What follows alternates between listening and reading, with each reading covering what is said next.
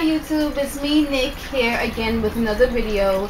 And this video I wanted to talk a bit about thrifting. There are 10 rules that I personally follow when I go thrifting. I haven't been thrifting for very long, probably since the start of I'd say the end of last year, which is 2011.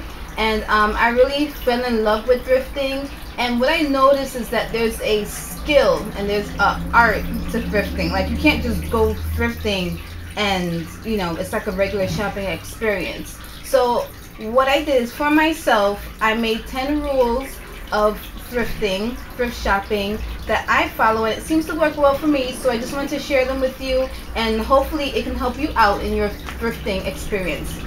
So if you see me look down every now and then, I wrote everything down so I wouldn't forget, and that way I can keep it going very smoothly, because I did this video before and it was a mess. So I went to write it down this time, and then hopefully it goes smoothly, it'll go quickly, and you'll get all the information that you need. So my 10 rules of thrift shopping is, starting with number 1, and remember, this is in no particular order, but these are the things that I look for when I go thrift shopping. And also, excuse me for the light, because the sun is going up and down, or it's moving between clouds, so you'll see me get light sometimes, or you'll see me darken up, so please excuse that also. So number 1, no particular order, go early. Now for me, I like to go thrift shopping like as soon as the store opens. So you want to get there like maybe 5-10 minutes before the store opens and wait. I know it seems kind of psycho to get there early and wait to get inside, but I like to shop when there's no one around. I hate going to sales. I hate these big crowds of people, that you have to fight, in order to get through racks and to find clothes, and a whole bunch of pettiness that goes on when there's a whole bunch of people. So when I go early, there's hardly anyone in the store. I can shop in peace. I can go through all the clothes at my own pace, and it makes it a more relaxing experience. And also, the good thing about it is that you kind of get first dibs on what they first put out and what they cleaned up from last night. So it makes it a little bit easier for you, because when there's no one around, you can really have a chance to go through everything and possibly find that really great find that you've been looking for. So go early. Number 2, give yourself time. Now, I know thrifting is not something that you can go and do on your lunch break or go before you go to work. It just doesn't work, because in the thrift store there's just too many clothes, unless it's a really small thrift store that you can just do like a once around and say, okay, yeah, I like it, I don't like it, you could get it and go. 9 times out of 10 it doesn't work that way. And for me, I like to go shopping in the larger thrift stores, because I don't have thrift stores near me, so I have to travel out to them. And I'd rather go to a big one so I could do like my whole thrifting there, than to go to travel so far and to go to a small one and kind of waste my time. So I like to stay in a thrift store at least an hour and a half to 2 hours. And I know that seems kind of psycho, but really I do that in a regular retail store. If I go to H&M or Forever 21, I'm in that store forever, just looking for clothes. Sometimes I need time to think about clothes and outfits and things like that, so I like to stay a long time in these stores. So with thrifting, you need time to go through the racks, to go through every section, to think about your outfits, because with thrifting, sometimes the outfit is not ready made for you. If you go to Forever 21, you can see this rack and see this rack, boom, boom, you have an outfit and it's great. With thrifting, sometimes you have to really think about how you're going to work an outfit. So you do need time to, take all of that into consideration.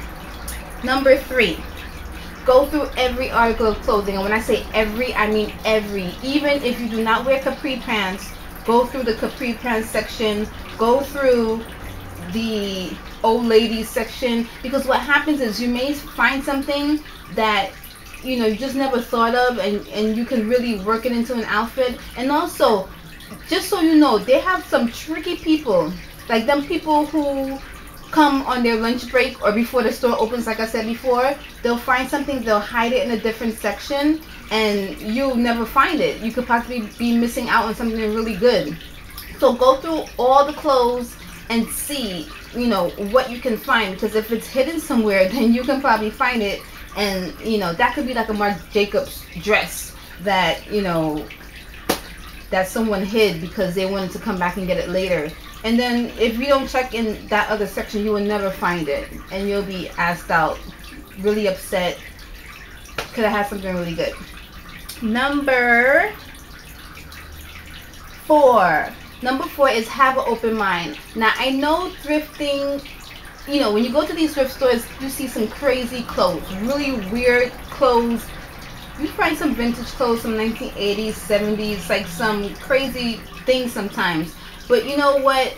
At this point, they're one of a kind, and if you can work it into your outfit, it can look really hot. You can look like a true fashionista with these single pieces of clothing that no one else is gonna have. So you want to have an open mind when you see something that's not, you know, in your particular style, and you want to think about it. That's why you want to be there for an hour and a half, really. Think about it and see and envision where you can go with this outfit, because you can make a really hot outfit out of something that you never would have ever thought could work for you.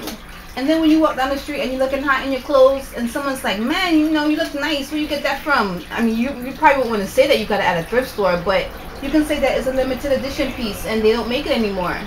And probably you're probably not lying, you know what I mean? So it's really important to have an open mind and to just think about all the possibilities that you can do for a particular article of clothing. Number 5. Be a label whore, but not really. So I know that I can't afford labels like I would want to, right? If I go and buy a label, that's like my whole paycheck, and I'm kind of broke for the next week. But when you go thrifting, you can find a lot of labels, and usually a lot of times labels are good quality clothing. So what I mean by labels, of course, all you guys know, labels are like designer clothes, name brand clothes. You know, you have your Donna Karan, you have your Marc Jacobs, you have, you know, H&M, even Forever 21.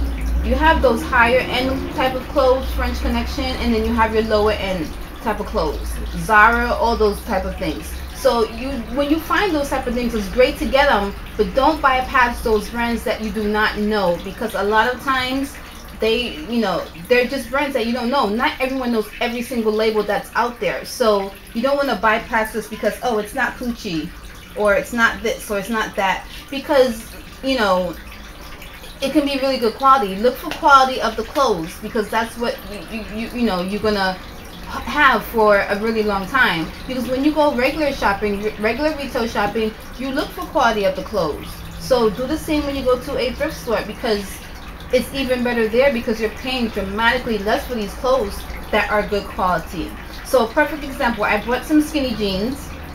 I don't have them with me, but they're like these gray wash skinny jeans, and I've always wanted gray skinny jeans because I've never had gray skinny jeans. Either I couldn't find them, or they didn't look right on me, or whatever. So I have these gray skinny jeans. I thought they were really cute. I tried them on, they fit.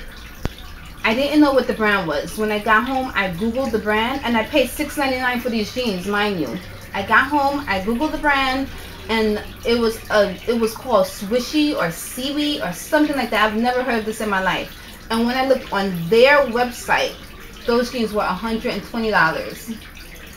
So that's what I mean. Be a label whore, but not really, because no one knows every single label in this world, and you will find really good finds if you're not looking for particular type things. If you find those Lucky Brand jeans or those Citizen jeans, that's great. I found a pair of Citizen jeans, and I paid $18.99 for it because they were like new, like really new. And those jeans, you know, they're over $100. So things like that.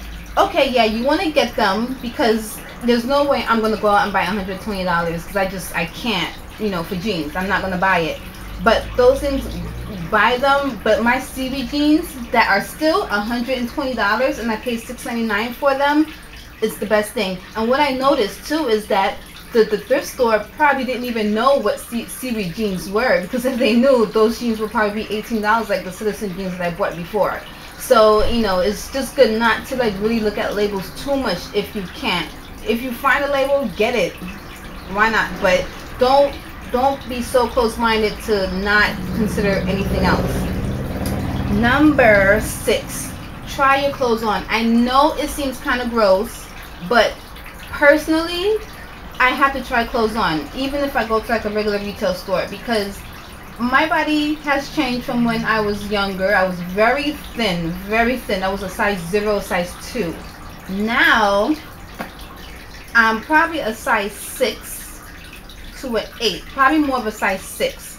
And of course, I have a little bit more flesh or meat, I don't know what you want to call it, but a little bit more in certain places. So I can't look at something and just buy it off the whim thinking it's going to fit, because I can't judge clothes very well. And also, every brand cuts things differently. They may cut it close, they may cut it big. I just can't tell. So I have to try my clothes on. It's like really important for me to try it on.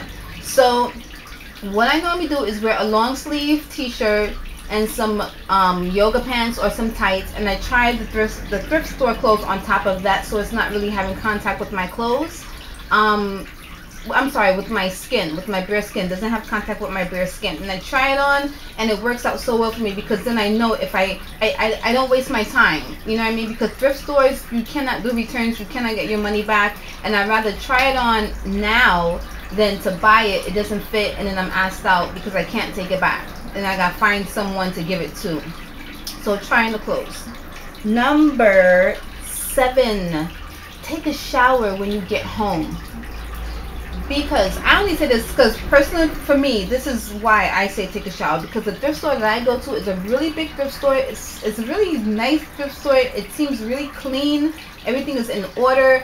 But when I leave there, every single time, without fail, I'm itchy. I'm like scratching. I'm like a crackhead almost, like scratching so much because I'm so itchy once I leave that place. So it's good that you take a shower, clean yourself up. And to go along with that, number 8 is wash your thrift clothes. So what I do, I get home, I take a shower. The clothes that I tried on with the thrift clothes, take them off. They go in the wash along with my new thrift clothes. So wash your clothes. Don't go out and wear your thrift clothes right away. You don't know where these clothes have been, what they have been done in the back or on their way to where they are when you bought them.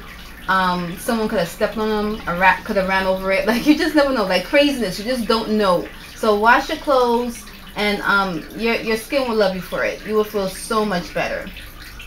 Number 9, shop on sale days. Now, the thrift store that I go to in New York, they have sale days. So I believe Monday and Wednesday is 25% off, and I only go on those particular days. Some days they have 50% off. Just ask, or do you have sale days? Because if your thrift store does not have sale days, then you can just go any day that you want. But ask so you can get a little bit of money off. Because if I buy something for $3.99 and you know it's 50% off, then it's $1.99. You can't beat that. So you want to see, and then also see if they have discounts, discount cards. Because I have a discount card for oh my gosh, I can't remember the name. Well, I have a VIP card for unique thrift store, and I also have a, not the Salvation Army, Goodwill. Oh my gosh, I don't know why I can't remember that. Goodwill. I have a discount card for Goodwill. So ask and sign up for these things. Sign up for their emails. I know these emails are kind of, you know, annoying, but sign up for them because you can really find out when they have good deals, when they have sales. And you know, if you can get anything off of a cheap item, any percentage off, is always a good thing. So it's not like a regular store, you know, where you're buying something that's like $200 and you're getting 50% off, which is $100, which is great. But if you're buying something for $10 and you get 50% off of that, which is $5, which is, you know, even better. And that's even better for like a thrift store. When you're thrift store shopping, you're always looking at the prices also. So, you know, just ask, and they'll let you know if they have it. Sign up for it, and you'll be happy because you'll save a lot of money that way. And then number 10, finally, drum roll, Number 10 is take a friend. Now, I know, personally, for me, I say go alone. I like to shop alone. But that's only because I've encountered friends that they don't have the same shopping ethic that I have. They're a little bit more impatient than I am, and they kind of want to get in and get out. So if you have a friend that has the same shopping ethic as you do, like if I have a friend and she loves thrift store shopping and she understands thrift store shopping and she knows that you need time to do thrift store shopping, it can be a really great experience because you guys could take your time, you can discuss outfits, they can find something that looks like you and say, oh my gosh, I found this and I thought about you, this looks so good. You can try clothes on, comment, see how they look, on each other, and it makes it a little bit more of an enjoyable experience than shopping alone. Shopping alone is a little bit boring, I do have to admit, but if I have a friend that shops like I do, I would love to take a friend along with me, and it just makes it so much more fun, and it's a good experience because friends are always good to have around. Friends and family members are the best things to have around in any type of situation. So it's always good to have them along and have them experience anything. Even something as small as shopping, it's great to have them. So that is my 10 rules for thrift shopping. I hope that you enjoyed it. I hope that these are things that you can take with you when you go thrift store shopping, and just have fun thrifting. Enjoy it. Find good finds. Tell me what you found. Do video responses to this video and let me know what is if I haven't mentioned it, or if you want to comment and say yeah that's true, I like that one. Tell me what is your rule, your one rule for thrift store shopping. That way I can probably use it and add it to my list, and it can benefit me in the long run. So thanks for watching, take care, and hope to see you guys soon. Bye.